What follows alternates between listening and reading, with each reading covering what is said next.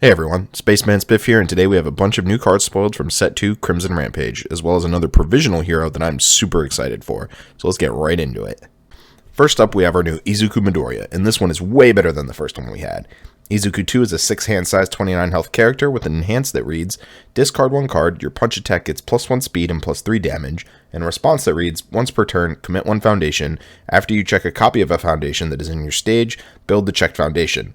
It is also worth noting that Izuku II has dropped the order symbol in favor of Earth, which is a notable change as this lets us use some of the Nomu punches that were previously unavailable to him.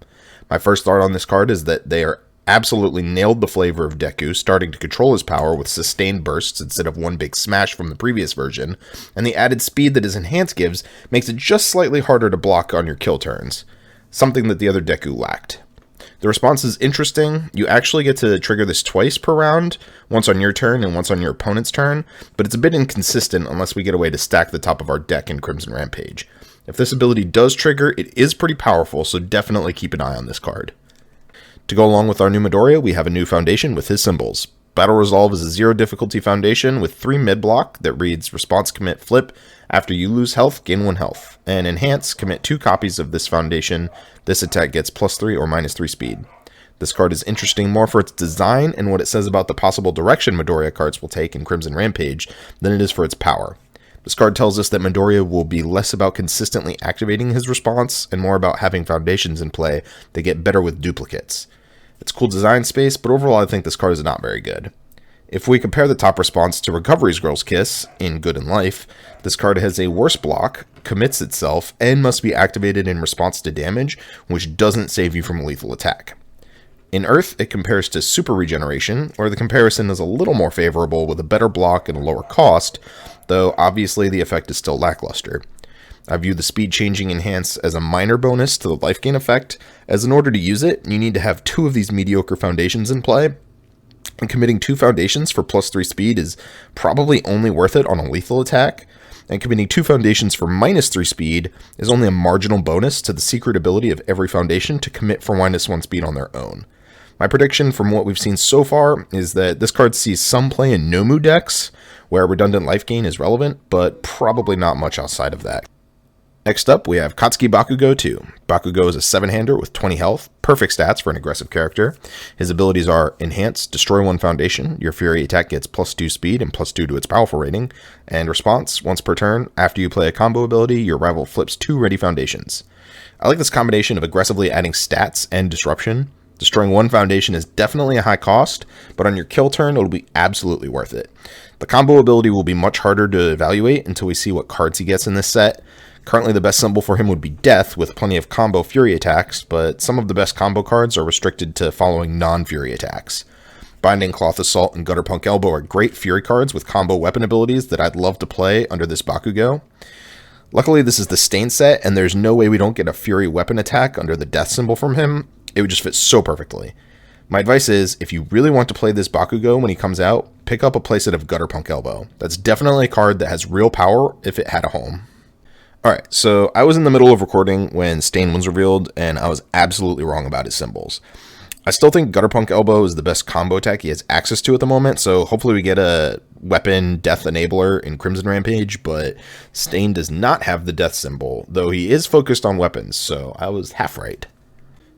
Bakugou II's reveal came with a common attack reveal, Detonation Launcher, a 5 difficulty 4 low for 5 with a 2 high block. It has Powerful 1 and the ability Enhance. If your next attack is high, add the top card of your deck to your momentum.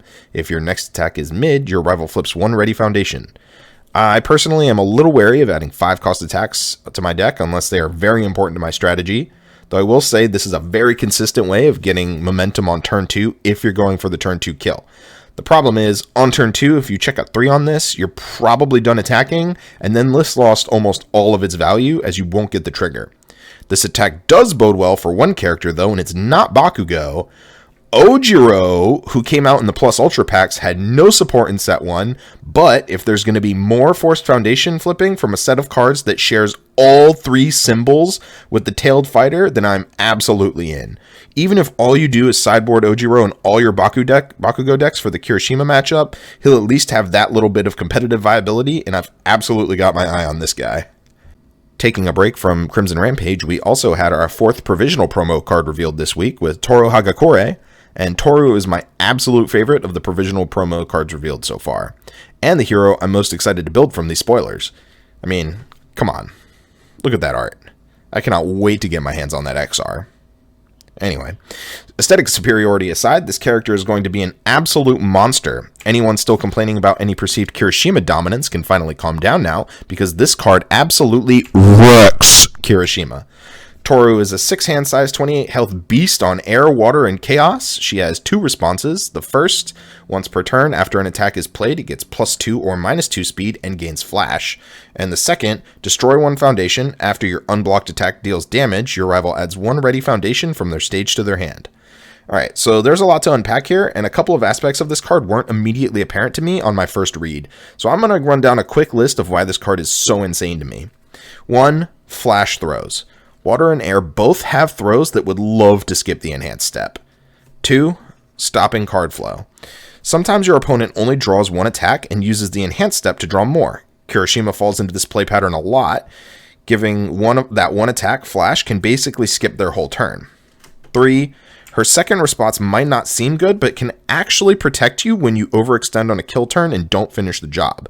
Not only are you giving your opponent 1 less foundation to block with and kill you with on their turn, you're also filling their hand with non-attacks, giving them less options to punish you on their turn.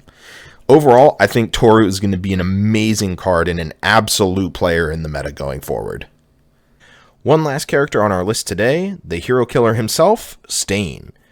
He is a 6-hand size, 29 health character with the abilities Enhance. Your weapon attack gets +1 speed. If it deals damage, your rival loses 1 health. And Response Commit. After your rival makes a check to play a card, that check gets -3. Failing that check does not end the combat phase. Only playable if your opponent has taken damage this game.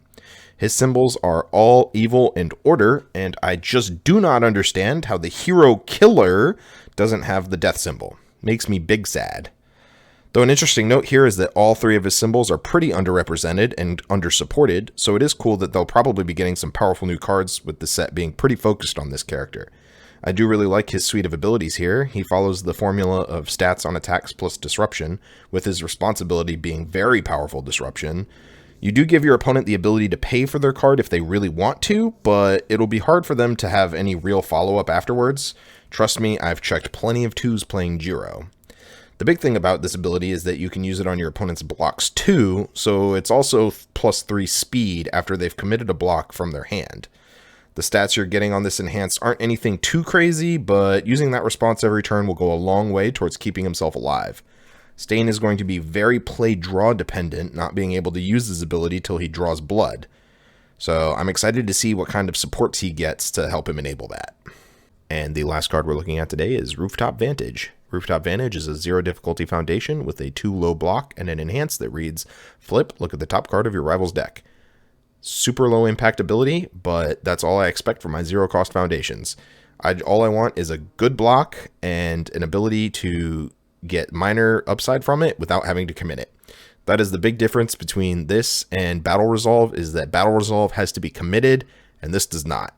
And that's what I want, because I don't want to tap out for some minor upside. I want to tap out for my attacks and blocks. I actually think this card is really good and probably just adds to the spam of most decks in these symbols. And that's all we're looking at today. I really enjoyed making this video and thinking about the spoilers. I'm really excited for the new set. And tell me what you think. Are you excited about any of these new cards? Because I absolutely am. I'll be looking at the cards that come out over the rest of the weekend, so hopefully you'll hear from me next Monday.